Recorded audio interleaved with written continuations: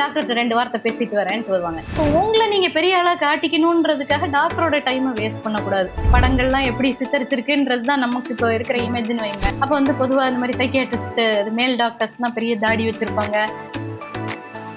நம்ம நாங்கள் கல்யாணத்துக்கு பார்த்துட்டு இருக்கோம், இவங்க வந்து வேற யாரையோ லவ் பண்ணுறாங்க, நீங்கள் பேசி மனசை மாற்றுங்கன்னா மனசை எப்படி மாற்ற முடியும்?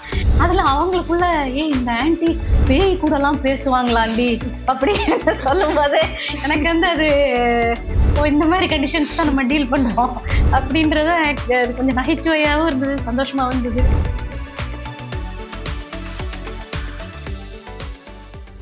ஹலோ மேம், ஃபர்ஸ்ட் உங்களுக்கு ஹாப்பி டாக்டர்ஸ் டே. ஏன்னா இன்னைக்கு நம்ம வந்து டாக்டர்ஸ் டேல இந்த நிகழ்ச்சியில் இணைஞ்சிருக்கோம். ஃபர்ஸ்ட் உங்களை பத்தி நம்ம நேயர்கள் கூட ஷேர் பண்ணுங்க. என் பேர் doctor Aishwarya Arunkumar.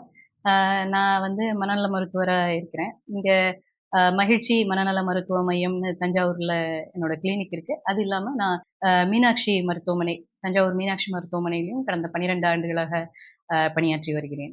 Super ma'am. இப்போ வந்து நிறைய டாக்டர்ஸ் இருக்காங்க, நிறைய ஃபீல்டு இருக்கு. நீங்க எதுக்கு இந்த மனநலத்துறையை தேர்ந்தெடுத்தீங்க?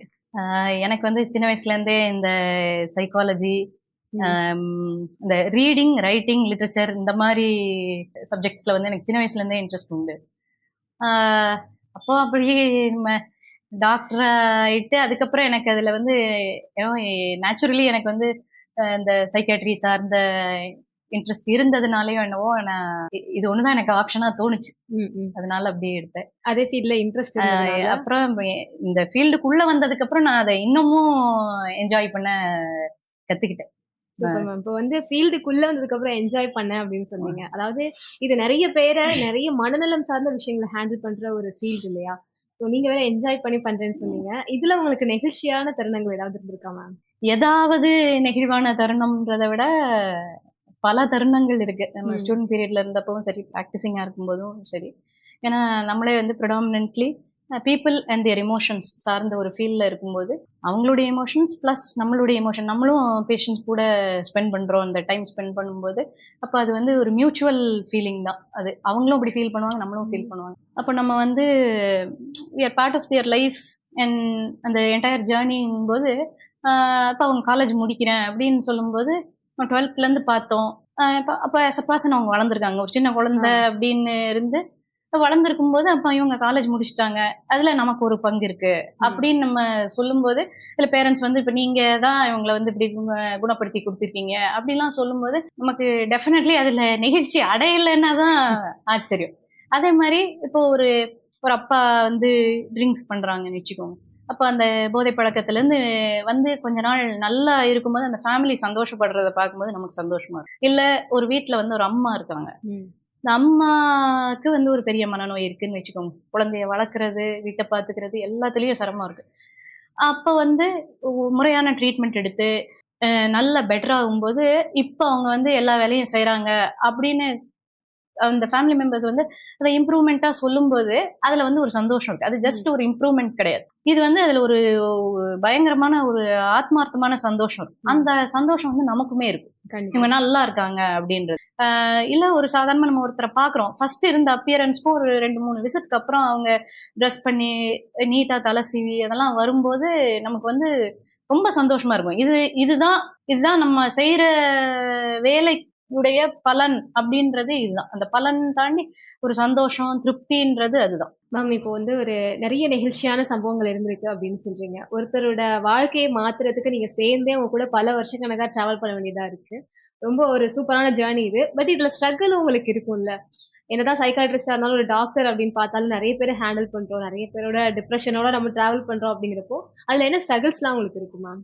டெஃபினெட்லி நீங்க சொல்ற மாதிரி, அதாவது ஒருத்தருடைய சந்தோஷத்துல நமக்கு ஒரு பங்கு இருக்கும்போது அதே மாதிரி அவங்க ஒரு ஹெவியான விஷயம் சொல்றாங்க, ஒரு ரொம்ப துக்கமான விஷயம், ஒரு ஸ்ட்ரகிளிங் பீரியட்ல நம்ம பார்க்கும்போது அந்த இது சம்டைம்ஸ் நமக்கே அது வந்து என்ன சொல்லுவோம், இமோஷனலி லேடன்னு சொல்லுவோம். இந்த மாதிரி அந்த வெயிட் இவ்வளோ காலையில இருந்து இந்த மாதிரி கதைகளே கேட்டுட்டு இருக்கோமே அப்படின்றது வந்து நமக்கு டெஃபினெட்லி நமக்கு அது ஒரு விரக்தின்னு சொல்ல மாட்டேன், பட் நமக்கே சம்டைம்ஸ் கஷ்டமா இருக்கும். இப்போ அது வந்து அடல்ட்ஸ்லயும் சரி, குழந்தைங்கள்லயும் சரி, ரொம்ப வயசானவங்கள்லையுமே சரி ரொம்ப கஷ்டமா இருக்கும். எனக்கு வந்து ஜீரியாட்ரிக் சைக்காட்ரி, அதாவது வயோதிகம் சார்ந்த மனநோய் இதுல வந்து எனக்கு கொஞ்சம் இன்ட்ரெஸ்ட். அப்ப அதுல வந்து இப்போ ஒரு ஆள் இந்த அல்சைமர்ஸ் டிசீஸ்லாம் நீங்க கேள்விப்பட்டிருக்கீங்க இல்லையா? அல்சைமர்ஸ் இந்த மாதிரி இந்த டிமென்ஷியா சார்ந்தது, ஞாபக மறதி சார்ந்த கண்டிஷன்ல வந்து நம்ம ஒரு பேஷண்ட் பார்த்துட்டே இருக்கோம்னு வச்சுக்கோங்களேன். அவங்கள வந்து நம்ம ஒரு 5-6 வருஷம் பார்க்குறோம். அதெல்லாம் வயது சார்ந்த ப்ராப்ளம்ஸ். அப்போ நம்ம வந்து இயற்கைக்கு எதிராக போய் வயசாகிறத வந்து தடுத்து நிறுத்த முடியாது. ப்ராப்ளம்ஸை குறைச்சி தான் கொடுக்க முடியும். ஆனால் சம்டைம்ஸ் என்னதான் ட்ரீட்மெண்ட் பண்ணாலும் அந்த டிசீஸ் வந்து ப்ரோக்ரஸ் ஆகிட்டே இருக்கும். அப்போ வந்து என்னன்னா, ஒரு ஹஸ்பண்டோ இல்லை ஒரு பொண்ணோ பையனோ அவங்க அம்மாவை கூட்டிட்டு வராங்கன்னு வச்சுக்கோங்களேன். கொஞ்சம் ஞாபக மறதி இருக்கு அப்படிலாம் கூப்பிட்டு வராங்க. அப்படியே வருஷங்கள் போக போக போக ரொம்ப அந்த டிசீஸ் ப்ரோக்ரஸ் ஆகிட்டே இருக்கும்.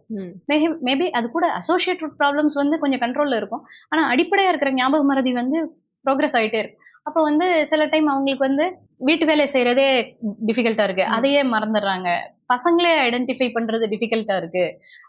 தன்னோட பேரு தன்னோட ஊரு இதெல்லாமே ஐடென்டிஃபை பண்றது டிஃபிகல்ட்டா இருக்குன்னு நம்ம சொல்லும்போது எப்படின்னா, இந்த பர்சன் வந்து உயிரோட நம்ம கூட இருக்காங்க, ஆனா என்னன்னா மென்டலி அவங்க நம்ம கூட இல்லை. இப்போ டீச்சர்ஸ் எப்படி வந்து கிளாஸ்ல சொல்லுவாங்க பிசிக்கலி ப்ரெசன்ட் மென்டலி ஆப்சன்ட் மாதிரி, நமக்கு இவங்க வந்து பிசிக்கலி நம்ம கூட இருக்காங்க. ஆனா ஒரு அம்மான்னு நம்ம சொல்றோம் அப்படிங்கும்போது, அம்மான்றது அம்மாவுடைய உயரம் உருவம் இது மட்டும் கிடையாது. அம்மாவுடைய அன்பு, அவங்க பேசுறது, அவங்க சமையல் செஞ்சு கொடுக்கறது, நம்ம கிட்ட பேசுறது, நம்ம ஃப்ரெண்ட்ஸ் கிட்ட பேசுறது, இதெல்லாம் சேர்ந்தது தான் அம்மா ஒரு பர்சன். அப்படிங்கும்போது இப்போ அந்த அம்மா நம்மகிட்ட பழையபடி பேசுறதுக்கு இல்லை அப்படின்னு நினைக்கும் போது அது வந்து டெஃபினெட்லி நம்மளால ஏத்துக்க முடியாது. இறந்து போறத ஏத்துக்கிறதே கஷ்டம். இது வந்து இந்த ஆள் இருக்காங்க ஆனா மென்டலி நம்ம கூட இல்ல அப்படின்னு நம்ம நினைக்கிறது வந்து எனக்கு இந்த ஃபீல்ட்ல பர்டிகுலர்லி எனக்கு அது ரொம்ப ரொம்ப நெகிழ்ச்சியா இருக்கும். அதே மாதிரி சில விஷயங்கள் எனக்கு இப்போ இந்த ஜீரியாட்ரிக் சைக்கியாட்ரி இல்லாம எனக்கு இன்னொரு ஃபீல்ட் ஆஃப் இன்ட்ரெஸ்ட் என்னன்னா, இந்த LGBTQ இஷ்யூஸ் அது சொல்லும்போது இது வந்து எனக்கு ஒரு ஏரியா ஆஃப் இன்ட்ரெஸ்ட். இப்போ இதுலயும் வந்து பீப்புள் வந்து சில விஷயங்களை எக்ஸ்பிரஸ் பண்ண முடியாம இருக்கலாம். அப்போ அந்த டிஃபிகல்ட்டியோட அவங்க வாழ்க்கையை கடத்துறாங்க. வீட்டில் இருக்கிறவங்களும் புரிஞ்சுக்க மாட்டேங்கிறாங்க, அதை ஒரு தவறா அண்டர்ஸ்டாண்ட் பண்ணிக்கிறாங்க. அப்படிலாம் சொல்லும்போது நமக்கு அது கஷ்டமா இருக்கும் எனக்கு. அது நமக்கு சமூகத்துல நிறைய மாற்றம் வரணும் இதெல்லாம் நினைக்கும் போது நம்மளால ஒன்றும் பண்ண முடியலையே, டாக்டர்ன்ற அந்த இதை தவிர நம்மளால வேற எதுவும் பண்ண முடியலன்றது நினைக்கும் போது எனக்கு இதெல்லாம் வந்து கஷ்டமா இருக்கும். என்னுடைய இந்த ஸ்பெசிபிக் ஏரியாஸ் ஆஃப் இன்ட்ரெஸ்ட்ல சொல்றேன். பட் இது எல்லாத்துலயுமே பொருந்தும்னு வைங்களேன். ஸோ பேஷண்ட்டோட கஷ்டத்தையும் நீங்க எடுத்துக்கிறீங்க. பட் உங்களுக்கும் சொசைட்டில நிறைய கஷ்டங்கள் இருக்கும், ஃபேமிலி ஸ்ட்ரகிள்ஸ் இருக்கும். எல்லாமே தாண்டி தான் நீங்களும் வாக் பண்ணிட்டு இருக்கீங்க. உங்களுடைய கவலைகளை, உங்களோட எமோஷன்ஸை வெளிப்படுத்துறதுக்கு உங்களுக்கு வாய்ப்புகள் கிடைக்குதா? நம்ம ஃபேமிலி மெம்பர்ஸ், நம்ம ஃப்ரெண்ட்ஸ் கிட்ட நம்ம ஷேர் பண்ணிக்கலாம். பட் பொதுவாக இந்த நீங்க சொன்ன மாதிரி டாக்டர்ஸை பத்தின சொசைட்டிக்கு இருக்கிற ஒரு கருத்து அப்படின்போது ரெண்டு எக்ஸ்ட்ரீம்ல இருக்கலாம் சம்டைம்ஸ். ஒன்று வந்து டாக்டர்னா தெய்வம், அவங்களதான் வந்து கடவுளா நினைச்சு வந்திருக்கோம், எப்படியாவது சரி பண்ணிருங்க அப்படின்னா அவ்வளவு தூரத்துக்கு ஒரு ஆள் மேல நம்பிக்கை வைக்க தேவையில்ல. என்னை பொறுத்த வரைக்கும் அதாவது இந்த கன்ஃபியூஷன் இவ்வளவு தூரத்துக்கு அந்த ஒரு காம்ப்ளிகேஷன் எப்போ வருதுன்னா, ரொம்ப நம்ம இமோஷனல் வெயிட்டேஜ் அதுல கொடுத்து அது நிறைவேறாம போகும்போது அதுல அது ஒரு ஏமாற்றம் விரக்தி எல்லாம் வரும்போது நம்ம இதாகுது. அதுக்கு என்னன்னா, டாக்டரை வந்து கடவுளெல்லாம் பார்க்க தேவையில்லை, அவங்க ஒரு சக மனிதர் தான். ஒரு ப்ரொஃபஷன், நோபல் ப்ரொஃபஷன்லாம் நம்ம சொல்றோம். அந்த ப்ரொஃபஷனுக்கான பவுண்டரிஸ் இதுதான், அதுக்குடைய பவர்ஸ் இவ்வளவுதான் அப்படின்றத மக்களுமே அண்டர்ஸ்டாண்ட் பண்ணிக்கணும். இப்போ நம்ம வந்து மேஜிக் மாதிரி எதையும் நம்ம ட்ரீட் பண்ண முடியாது. ட்ரீட்டே பண்ண முடியாத நோய்களை வந்து என்ன பண்ண முடியும்? அப்போ நம்ம வந்து டாக்டரை குறை சொல்றதுலயும் வந்து இது கிடையாது. அதே மாதிரி நமக்கு ஒன்றும் காம்ப்ளிகேஷன் இல்லை, பட் இவங்களை எனக்கு ரொம்ப மரியாதை இருக்குன்ற மாதிரி இமோஷன்ல ஒன்றும் தப்பு இல்லை. தேவையில்லாம ப்ரொஃபஷனையும் தாண்டி இவங்க வந்து கடவுள் குணப்படுத்திடுவாங்கன்னு நினைச்சா நீங்க என்ன ஏமாத்திட்டீங்கன்னு சொல்றதுல வந்து அர்த்தம் இல்லை. அந்த இடத்துல இது வந்து ஒரு ப்ரொஃபஷன் அண்டர்ஸ்டாண்ட் பண்ணிக்க வேண்டியது நம்ம சமூகத்துல மாற வேண்டிய இது. இப்போ டாக்டர்ஸ் கிட்ட நிறைய பேர் கேட்கணும் அப்படின்னு நினைச்ச ஒரு விஷயம் இது. பட் நிறைய இடத்துல கேட்டிருக்க மாட்டாங்க, ஆனாலும் ஃப்ரெண்ட்ஸ்குள்ள பேசிக்கிறது, வெளியில பேசிக்கிறது மாதிரி இருந்துட்டே இருக்கும். டாக்டர்ஸோட ஹேண்ட் ரைட்டிங்கை மட்டும் படிக்கவே முடியல, புரிஞ்சிக்கவே முடியல அப்படின்ற மாதிரி இருக்கும். ஏன் டாக்டர்ஸோட ஹேண்ட் ரைட்டிங் மட்டும் அப்படி இருக்குமா? எனக்கு தெரியல. அதை நம்ம பெரும்பாலும் அதை பாக்குற, அதாவது ஒரு ஆளுடைய கையெழுத்துக்கும் நமக்கும் கான்டாக்ட் வர இடம் வந்து இந்த மாதிரி யாராவது எழுதி கொடுக்குற இதுன்னு வச்சுக்கோங்க. இந்த கான்செப்ட் எப்போ வந்து ஸ்டார்ட் ஆச்சுன்றது தெரியல. அதான் இதுல நமக்கு அந்த கையெழுத்துக்கும் நமக்கும் எங்க இன்ட்ராக்ஷன் ஏற்படுதுன்றதுல இதுல ஒரு காமன் இது. இன்னொன்னு வந்து நம்ம ஒரு மளிகை கடைக்கு போனா, இப்ப நம்ம சொல்றோம் மளிகை கடையில எழுதுறது மட்டும் நமக்கு என்ன புரியுது சொல்லுங்க, அது மாதிரிதான். அப்போ மேபி இன்னொன்னு வந்து நிறைய கவர்மெண்ட் செட்டப்பா இருந்தாலும் சரி, இல்ல பிரைவேட் செட்டப்பா இருந்தாலும் சரி, நிறைய கேஸ் ஃப்ளோ இருக்கும்போது நம்ம வந்து டாக்டர் பேசவே இல்லைன்னு சொல்றது வந்து பேஷண்ட்டை நம்மளால ஏத்துக்க முடியாது. டாக்டர் டைமே ஸ்பெண்ட் பண்ணலாம். அப்போ டாக்டர் வந்து அந்த பேசுறதுக்கு டைம் ஸ்பெண்ட் பண்ணும்போது இப்ப எங்க காம்ப்ரமைஸ் ஆகும்னா சம்டைம்ஸ் இந்த எழுத்து வேலையில தான் காம்ப்ரமைஸ் ஆகும். ஃபாஸ்டா எழுதணும், அடுத்த கேஸ் பார்க்கணுன்றது இருக்கும்போது அப்ப நம்ம எழுத்து வந்து இதாயிரும். நம்ம அதனால இது ஒரு பரவலான இதுதான். தவறான கருத்துன்னு ஒண்ணும் இல்ல. அதுல ரொம்ப அத கொஞ்சம் லைட்டா எடுத்துட்டு போயிட்டா பரவாயில்ல. இப்போ நிறைய இப்ப டாக்டருக்கு படிக்கணும்னு நினைக்கிற ஸ்டூடெண்ட்ஸ் இருக்காங்க இல்லையா? ஸோ எல்லாருக்குமே டாக்டருக்கு படிக்கணும் அப்படின்னா அதுக்கு எக்ஸாம் எழுதணும், என்ட்ரன்ஸ் எழுதணும், உள்ள போகணும் அப்படின்ற மாதிரி இருக்கு. பட் மத்த ப்ரொஃபஷன் தேர்ந்தெடுத்து நம்ம படிச்சு உள்ள போலாம் அப்படின்றத விட டாக்டருக்கு படிச்சு உள்ள போறத வந்து ரொம்ப ப்ரெஷர் பண்ணி எடுத்துக்கிறாங்க. தன்னோட உடலையும் வருத்திக்கிட்டு நம்ம வந்து அந்த ஃபீல்டுக்குள்ள போகணும், நைட்டு பகல் உட்காந்து படிக்கிறது. அப்புறம் வந்து அதிக அளவுல காசு நம்ம எந்த கோச்சிங் சென்டர் எங்க வேணா போய் படிக்கலாம் அப்படின்ற மாதிரி படிக்கிறது. ஸோ இந்த அளவுக்கு ப்ரெஷர் பண்ணி தான் நம்ம படிச்சு டாக்டர் ஆகணுமா மேம்? கிடையாது. இது வந்து ஒரு தனிப்பட்ட இதுதான் வச்சுக்கோங்க. இவ்வளவு ப்ரெஷர் எடுத்துக்க தேவையில்ல. எதுக்குமே இவ்வளவு ப்ரெஷர் எடுத்துக்க தேவையில்ல. சிலர் வந்து முதல் தலைமுறை டாக்டரா அந்த ஃபேமிலியில இருக்கும்போது அப்ப நம்ம பையன் வந்து பையனோ பொண்ணோ டாக்டர் ஆயிரணும்னு ஒரு சில பேரண்ட்ஸ்க்கு ப்ரெஷர் இருக்கும். ஒரு சிலர் வந்து தாத்தா டாக்டரா இருந்திருப்பாங்க, அப்பா டாக்டரா இருந்திருப்பாங்க. இப்போ அடுத்த தலைமுறையும் டாக்டர் ஆகணும். அவங்க ஒரு ஹாஸ்பிட்டல் இருக்கும், அதை ரன் பண்ணும். அதுல ஒரு ப்ரெஷர் இருக்கும். காசு கட்டி தான் வந்து நம்ம அவ்வளவு ப்ரெஷர் எடுத்துக்கணுமான்னா அதெல்லாம் அவங்களுடைய இண்டிவிஜுவல் சாய்ஸ். பட் என்னை பொறுத்த வரைக்கும் இது வந்து இது என்னுடைய பதில் மட்டும் இதுக்கு ஒரு ஜெனரலைஸ்டா ஒரு பதிலா எடுத்துக்க முடியாது. இது வந்து சிஸ்டம்லயே ஒரு சேஞ்ச் இருக்கணும். நம்மளுடைய as a சொசைட்டி நம்ம எப்படி திங்க் பண்றோம். இப்ப நம்ம முன்னாடி சொன்ன மாதிரி டாக்டர் நோபல் ப்ரொஃபஷன்னா இதை தவிர எவ்வளவு ப்ரொஃபஷன்ஸ் இருக்கு. அதெல்லாம் வந்து ஏன் நம்ம அதை நோபலா எடுத்துக்கிறது இல்ல. இப்போ ஹியூமனிட்டிக்கு சர்வீஸ் பண்ணணும்னா டாக்டரா இருந்து மட்டும்தான் சர்வீஸ் பண்ணணுன்றது இல்ல. இப்ப டாக்டர் மட்டும் தான் இருக்காங்கன்னா மற்ற சேவைகள்லாம் நமக்கு யார்கிட்ட இருந்து கிடைக்கிறது? எல்லா ஹார்ட் ஒர்க்கிங்கா இருக்கவங்க இல்ல நல்ல ஸ்மார்ட்டா இருக்கிறவங்க எல்லாம் வந்து டாக்டர் தான் அவன் 80க்கு தான் போவேன்னா வந்து இப்ப மத்த ஃபீல்ட்ஸ்ல இப்ப ஒரே இடத்துல அந்த இன்டெலிஜென்ஸ் எல்லாம் தேக்கமாயிருது இல்ல. அது தேவையில்லைன்னு நான் நினைக்கிறேன். நிறைய டாக்டர்ஸ் இருக்க ப்ராப்ளம் என்னன்னா சுத்தி இருக்க ரிலேட்டிவ்ஸ் பேஷண்ட்டை விட அதிகமான கேள்வி கேட்பாங்க. நம்மளே சில நேரத்துல டென்ஷன் பண்ற மாதிரிலாம் இருக்கும் இல்லையா? ஸோ அந்த மாதிரியான ரிலேட்டிவ்ஸை நீங்க எப்படி ஹேண்டில் பண்றீங்க மேம்? டெஃபினெட்லி வந்து இது வந்து ஒரு சேலஞ்சிங் இதுதான். இப்ப நம்மளே எடுத்துக்கிட்டோம்னா நம்ம போய் நமக்கா ட்ரீட்மெண்ட்டுக்கு போகும்போது விட நம்மளோட குழந்தைங்களை கூட்டு போறோம், அப்பா அம்மாவை கூட்டு போறோம், அவங்கள ட்ரீட்மெண்ட்டுக்கு கூட்டு போகும்போது நம்ம வந்து இன்னும் ரொம்ப கேள்வி கேட்போம். நம்மளே அந்த பொசிஷன்ல இருந்தா. ஸோ அது வந்து நேச்சுரல் தான். அது நம்ம சம்டைம்ஸ் வந்து அதுக்கு அலோவ் பண்ணி தான் ஆகணும். அவங்க அதாவது பேஷண்ட்டும் ஒரு டிஸ்ட்ரெஸ்ல இருக்காங்க, ஃபேமிலி மெம்பர்ஸ்க்கும் இது என்னன்னு தெரியணும்னு நினைக்கும் போது அதுக்கு நம்ம இம்பார்ட்டன்ஸ் கொடுக்க மாட்டேன், நான் பேச மாட்டேன், நான் எது என்னன்னு சொல்ல மாட்டேன் அப்படின்னு நம்ம சொல்ல முடியாது. சம்டைம்ஸ் ஒரு ப்ராக்டிக்கல் டிஃபிகல்ட்டி இது வந்து இது நடக்கலைன்னுலாம் சொல்ல மாட்டேன். அதாவது எப்படின்னா ஒரு ஃபேமிலியில வருவாங்க, ஒரு 8 பேர் வருவாங்க. முதல்ல 2 பேர் வந்து கேட்டு போவாங்க, அப்புறம் கொஞ்ச நேரத்துக்கு அப்புறம் சாயங்காலம் போல 2 பேர் வருவாங்க. இப்போ நம்ம ஒரே விஷயத்த திரும்ப திரும்ப சொல்லிட்டு இருப்போம். அப்ப நமக்கு வந்து டைமும் அந்த இடத்துல வேஸ்ட் ஆகுதுன்றதையும் நம்ம அண்டர்ஸ்டாண்ட் பண்ணிக்கணும். ஒரே இன்ஃபர்மேஷன் தான் எல்லாரும் கேதர் பண்ண போறீங்க. இப்போ புதுசா இப்போ உங்களோட மாமா வர்றாங்கன்றதுக்காக நம்ம வந்து புதுசா ஒரு இன்ஃபர்மேஷனை பாசிட்டிவாவோ நெகட்டிவாவோ சொல்ல போறது கிடையாது. அப்போ டாக்டருடைய டைம் வந்து அங்க காம்ப்ரமைஸ் ஆகுது. இப்போ நீங்க இப்ப சில இடத்துல நம்ம வந்து இன்னொன்னு ஒரு ப்ராக்டிக்கலா அதே மாதிரி பாக்குறது என்னன்னா, ஒரு ரிலேட்டிவ் வருவாங்க, இவங்களுக்கும் இந்த பேஷண்ட்டுக்கும் எவ்வளவு தூரத்துக்கு சம்பந்தம் இருக்குன்னு நமக்கு தெரியாது. ஆனா என்னன்னா இங்க ஹாஸ்பிட்டலுக்கு வரும்போது நான் தான் எல்லாத்தையும் பார்த்தேன் அப்படின்னு சொல்ற ஒரு இதுல வந்து நான் டாக்டர்கிட்ட 2 வார்த்தை பேசிட்டு வரேன்ட்டு வருவாங்க. இப்போ உங்களை நீங்க பெரிய ஆளா காட்டிக்கணும்ன்றதுக்காக டாக்டரோட டைமை வேஸ்ட் பண்ணக்கூடாது. அது வந்து எல்லா ஃபீல்டுக்குமே எனக்கு பொருந்தும். அது எந்த ஒரு ப்ரொஃபஷனா இருந்தாலும் அது வந்து பொருந்தும் தான். அதனால டாக்டரும் பேஷண்ட்டுக்கும் சரி, பேஷண்ட்டுடைய உறவினருக்கும் சரி, ஏன்னா அவங்க வந்து ஒரு கஷ்டத்துல இருக்காங்க. அப்ப நம்ம வந்து அதுக்கு முக்கியத்துவம் கொடுக்கணும், மதிப்பு கொடுக்கணும். அதே மாதிரி அவங்களும் அதை புரிஞ்சுக்கணும். நமக்கு வந்து எத்தனை பேர் வெயிட் பண்ணாலும் பரவாயில்ல, நான் கேட்டுக்கிட்டே இருப்பேன்னு கேட்கறது வந்து நீங்க வந்து டாக்டரோட டைமையும் வேஸ்ட் பண்றீங்க, வெயிட் பண்ற மத்த பேஷண்ட்ஸ் மத்த ரிலேட்டிவ்ஸோட டைமையும் வேஸ்ட் பண்றீங்க. அது வந்து ஸோ அவங்களுக்கு அந்த ஒரு லிமிட் செட்டிங்ன்றது இருக்கும். அதுல நீங்க என்ன டவுட் வேணா கேட்டுக்கோங்க. அது ஸோ அது வந்து இட்ஸ் மியூச்சுவல் டூ வே இதுன்னு நான் நினைக்கிறேன். இப்போ வந்து நீங்க சைக்காட்ரிஸ்ட் படிச்சிருக்கீங்க. ஸோ நீங்க ஏதாவது படிக்கும் போதோ அல்லது நீங்க ஃபீல்ட்ல வாக் பண்ணும்போதோ ஏதாவது ஒரு விஷயத்த பார்த்து என்னடா இப்படிலாம் கூட கேஸ் இருக்குமா அப்படின்னு ஏதாவது பார்த்து ரொம்ப பயந்துருக்கீங்களா, ஷாக்கா இருக்கீங்களா? அது மாதிரி ஏதாவது மொமெண்ட்ஸ் இருக்கா? அது இருக்கு. நிறைய அதாவது பயந்திருக்கோம் அப்படின்னா சில டைம் வந்து காம்ப்ளிகேட்டடா இருக்கும், சரியாகாது, இது எப்படி இந்த கேஸ் மேற்கொண்டு எப்படி போகும்ன்றது.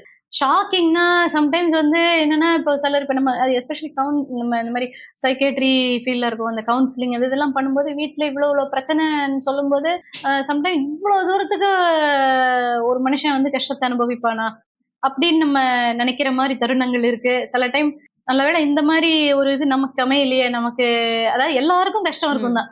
அப்படிலாம் பார்க்கும்போது இதெல்லாம் இவ்வளவு கவலைகள் பார்க்கும்போது சம்டைம்ஸ் என்னன்னா நமக்கு இந்த சென்ஸ் ஆஃப் கிராட்டிடியூடும் அதிகமாகும். நான் பர்சனலி அப்படிதான் நினைக்கிறேன். அதாவது இந்த மாதிரி கஷ்டத்தை நம்ம கோ த்ரூ பண்ணலையே அப்படின்றதும் இருக்கு. ரெண்டு இட் ஒர்க்ஸ் போத் வேஸ். அது இருக்கு. மற்றபடி ஷாக்கிங்கானா எனக்கு பர்சனலி ஷாக்கிங்கா இருந்ததுன்றதை விட இப்ப நம்ம சில கேசஸ் வந்து பார்ப்போம்.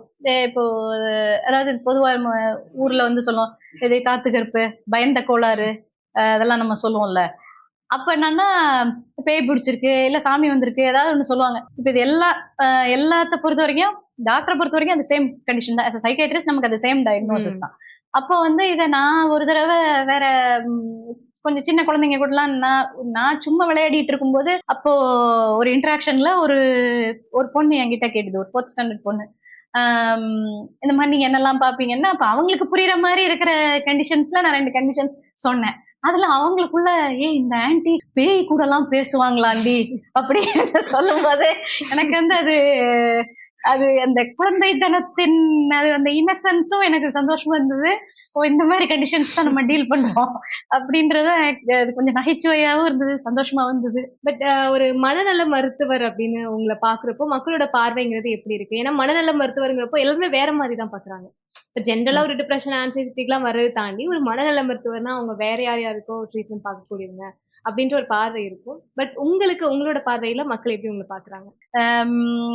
படங்கள்லாம் எப்படி சித்தரிச்சிருக்குன்றதுதான் நமக்கு இப்போ இருக்கிற இமேஜ்னு வைங்களேன். பர்சனலி நமக்கு அதுல ஒரு எக்ஸ்பீரியன்ஸ் இல்லைன்னா அப்ப வந்து பொதுவா இந்த மாதிரி சைக்கியாட்ரிஸ்ட் மேல் டாக்டர்ஸ்னா பெரிய தாடி வச்சிருப்பாங்க. இந்த மாதிரி ஃப்ராய்டு அந்த இதுல அவங்க வந்து படுக்க வச்சு பேசுவாங்க, பின்னாடி உட்காந்துட்டு இது கேட்பாங்க. இதெல்லாம் ஒரு கான்செப்ட்ஸ் இருக்கும். அதே மாதிரி இப்ப நான் ஒரு லேடி சைக்கியாட்ரிஸ்டா இருக்கும்போது சில இதுல நான் இன்னொன்னு என்ன ஃபீல் பண்ணுவேன்னா, லேடி சைக்கியாட்ரிஸ்ட்னா அப்போ மென்னுடைய ப்ராப்ளம் இவங்க பார்க்க மாட்டாங்க. இப்போ ஒரு அடிக்ஷனோ இல்ல ஒரு செக்ஷுவல் இதோ மென்கான இது இவங்க பார்க்க மாட்டாங்கன்ற இது இருக்கும். இல்ல சிலர் சங்கோஜப்படுவாங்க. அதுக்கு அவசியம் இல்லை, நம்ம டாக்டர் தான், ஒரே ஒரு மேல் டாக்டர் என்ன படிக்கிறாங்களோ அதே தான் ஃபீமேல் டாக்டரும் படிக்கிறோம். அதுதான் அது ஒண்ணு. இன்னொன்னு வந்து சிலர் பொதுவா நினைக்கிறது என்னன்னா, இவங்க சைக்கியாட்ரிஸ்ட்னா நம்ம மனசுல நினைக்கிறது எல்லாமே அவங்களுக்கு தெரிஞ்சிடும், நம்ம இவங்க கிட்ட பார்த்து பேசணும் அதெல்லாம் நினைப்பாங்க. பட் அப்படி கிடையாது.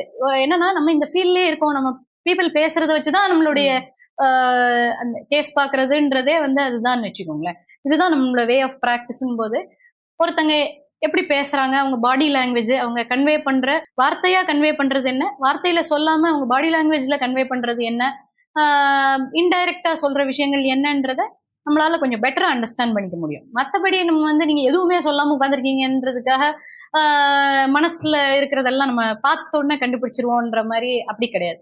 மேபி அந்த பீப்புள் ஸ்கில்ஸ் கொஞ்சம் வித் ப்ராக்டிஸ் கொஞ்சம் பெட்டரா இருக்கலாம், அதுதான். மற்றபடி நம்ம ஒரு சராசரி இதுதான். இப்போ ஒரு அப்பா அம்மா கூப்பிட்டு வராங்கன்னு வச்சுக்கோங்க, ஒரு கவுன்சிலிங்க்கு கூப்பிட்டு வராங்க, ஒரு பொண்ணையோ பையனையோ கூப்பிட்டு வராங்க. நம்ம நாங்க கல்யாணத்துக்கு பார்த்துட்டு இருக்கோம், இவங்க வந்து வேற யாரையோ லவ் பண்றாங்க, நீங்க பேசி மனசை மாத்துங்க. நம்ம மனசை எப்படி மாத்த முடியும்? நம்ம வந்து இப்ப பேசியே வந்து உங்களுக்கு கூட்டு வரவங்களுக்கு ஃபேவரபிளான பதிலெல்லாம் நம்மளால சொல்ல வைக்க முடியாது.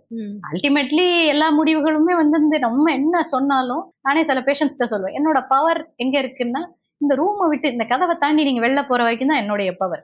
அதுக்கப்புறம் நீங்க நினைக்கிறது தான் செய்வீங்க.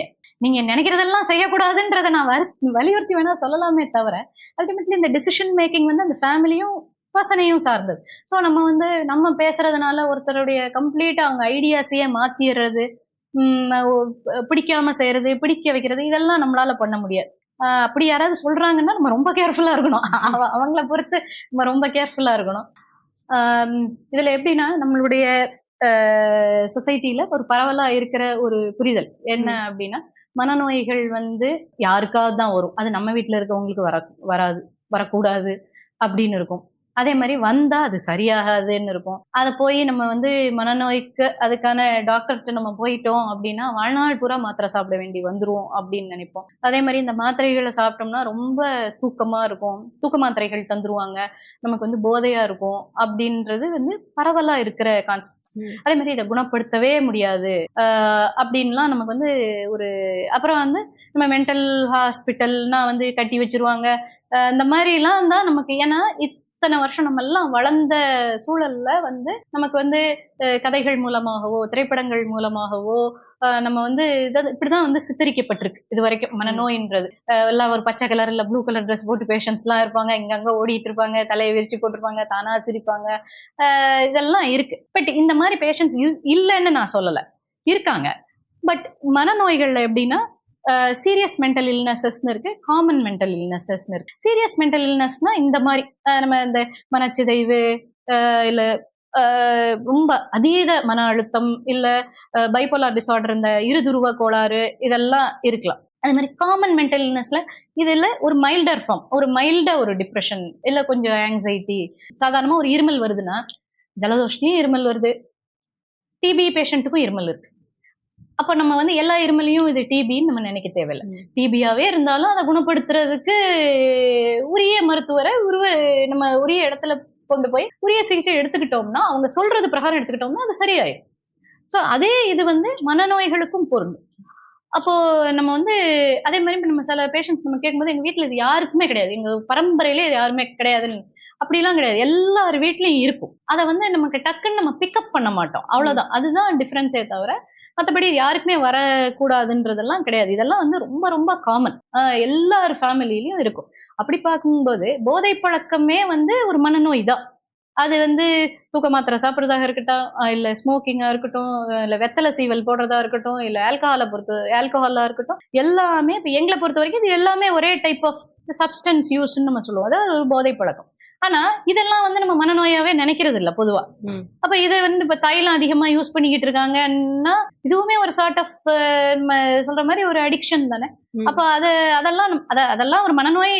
அதாவது நம்ம டக்குன்னு தைலம் யூஸ் பண்ணியா மனநோய் அப்படி சொல்லல, பட் நம்ம அண்டர்ஸ்டாண்ட் பண்ணிக்கணும். அப்ப சில விஷயங்களை நம்மளா இது வந்து சமூகத்துல இருக்கிற விஷயங்கள்னு சில விஷயங்களை நார்மலைஸ் பண்ணிடுறோம். ஸோ இது என்ன ஆகுதுன்னா நமக்கு இந்த ஒரு தவறான புரிதல் ஒரு பக்கம் இருக்கு. இன்னொன்னு இப்ப இதனால என்னன்னா தனக்கு ஒரு தொந்தரவு இருக்கும்போது அடுத்தவங்க நம்மள தப்பா நினைச்சிருவாங்களோ, நம்மகிட்ட பேசாம போயிருவாங்களோ, நம்ம பக்கத்துல வர பயப்படுவாங்களோ நினைச்சிட்டு தனக்கு இருக்கிற ப்ராப்ளம சொல்லாம போயிருவாங்க. அப்போ ஒரு கஷ்டப்படுற ஒரு நபருக்கு உரிய சிகிச்சை உரிய நேரத்தில் கிடைக்காம போகுது. அது ஒரு மெயின் ப்ராப்ளம். இல்ல மிஸ்லீட் ஆயிடுறாங்க.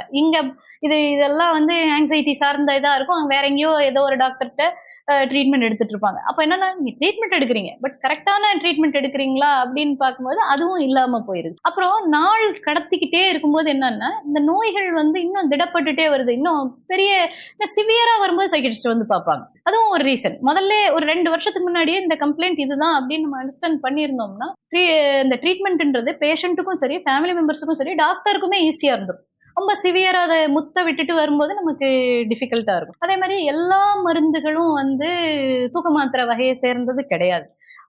அதே மாதிரி இதை எல்லாத்தையுமே லைஃப் லாங் போட வேண்டி வரும், அடிக்ஷன் ஆயிரும், மருந்துக்கே அடிக்ஷன் ஆயிரும்லாம் நினைக்க வேண்டியது கிடையாது. அதே மாதிரி சில விஷயங்களை கேரக்டர்ல ஃபால்ட்டா நினைப்பாங்க. இப்ப தண்ணி அடிக்கிறாரு ஒரு ஆள்னா அவன் இப்படிதான் அப்படின்னு நம்ம நினைக்கும் போது விட்டுருவோம். சண்டை வரும் ஆனா விட்டுருவோம். அதை ஒரு நோயா பார்க்கும்போது நம்ம ட்ரீட்மெண்ட் எடுக்கணும்ன்றது தோணும். அதே மாதிரி இந்த நோய்களுக்கு காரணம் அப்படின்னு பார்க்கும்போது நீ பண்ண பாவத்துக்கு தான் உனக்கு இப்படி ஆகுது, இல்ல இது நம்ம சொன்ன மாதிரி காத்து கற்பு, இது பயந்த கோளாறு இப்படின்னு சொல்றது. மனநோய்களுக்கும் ஒரு ஜெனட்டிக் பேசிஸ் இருக்கு. பெரும்பாலும் மனநோய்கள்ல வந்து ஒரு கெமிக்கல் டிஸ்டர்பன்ஸ் இருக்கும். அதனாலதான் அந்த கெமிக்கல் டிஸ்டர்பன்ஸை கரெக்ட் பண்றது நமக்கு ஈஸியா இருக்கும்போதே ட்ரீட் பண்ணிட்டோம்னா நம்ம நல்ல ரிசல்ட்ஸ் கிடைக்கும். சைக்கியாட்ரி, சைக்காலஜி இந்த ஃபீல்டே நம்ம வந்து ஒரு வித்தியாசமா பார்க்கணுன்றது கிடையாது. இது வந்து just like any other speciality, இதுவும் ஒரு ஸ்பெஷாலிட்டி. ஸோ அந்த புரிதல் வந்து மக்களுக்கு வரணுன்றது என்னுடைய ஆசை. அதுக்கு இந்த நிகழ்ச்சி வந்து ஒரு வாய்ப்பா இருந்திருக்கும்னு நான் நினைக்கிறேன். ஏன்னா நிறைய டாக்டர்ஸ் கிட்ட போய் நம்ம கேட்க தயங்குற நிறைய விஷயங்கள் இன்னைக்கு இந்த நிகழ்ச்சி வழியா நிறைய பேருக்கு தெரிஞ்சிருக்கும்னு நினைக்கிறேன். ஸோ இப்போ ஃபைனலா நம்ம அதிரை எஃப்எம் ரேடியோ ஸ்டேஷனுக்கும் அதிரை எஃப்எம் நேயர்களுக்கும் என்ன சொல்ல நினைக்கிறீங்க மேம்? எனக்கு முதல்ல வந்து இந்த டாக்டர்ஸ் டே அது ஒரு முக்கியமான தருணத்துல எனக்கு இப்படி ஒரு அருமையான வாய்ப்பை ஏற்படுத்தி கொடுத்த அதிரை எஃப்எம் தொகுப்பாளர், ஒருங்கிணைப்பாளர் எல்லாருக்கும் மற்றும் நேயர்களுக்கும் என்னுடைய நன்றியை வந்து நான் தெரிவிச்சுக்கிறேன் முதல்ல. அதே மாதிரி நானும் இவ்வளவு நேரம் நான் சொன்ன மாதிரி என்னதான் டாக்டர் இருந்தாலும் நான் வந்து ஒரு சாதாரண ஒரு ஹியூமன் பீயிங்ன்றதுனால எனக்கு வந்து 2026 டாக்டர்ஸ் டே அன்னைக்கு இப்படி ஒரு ப்ரோக்ராம்ல நான் பேசினேன் அப்படின்றது எனக்கு ஒரு பர்சனலி லைஃப் லாங் ஞாபகம் வச்சிருப்பேன். ஸோ அதுக்கு இந்த வாய்ப்பை எனக்கு அமைச்சு கொடுத்ததுக்கு வந்து நன்றி. Thank you so much.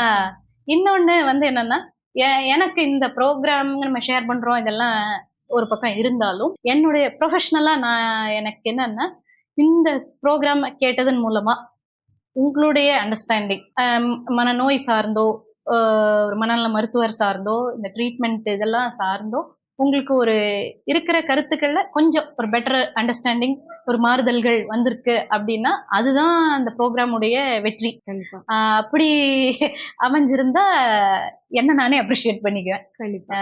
நன்றி, வணக்கம். Thank you so much.